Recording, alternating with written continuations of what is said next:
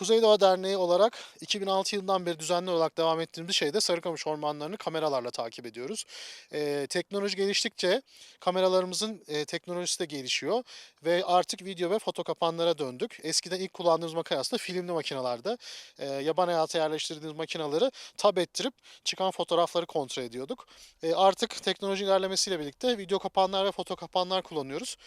2024 yılında 70'ten farklı noktaya foto kapanlar yerleştirdik ve Sarıkamış ormanlarındaki yaban hayatı gözlemlemeye çalıştık.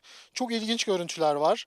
Vaşakların, ayıların kullandığı, kurtların kullandığı alanları görüyoruz ama burada bizim en çok dikkatimizi çeken şey insanların gündüz kullandığı alanları yaban hayvanları gece kullanıyorlar. Bu da aslında birlikte yaşadığımızı gösteriyor.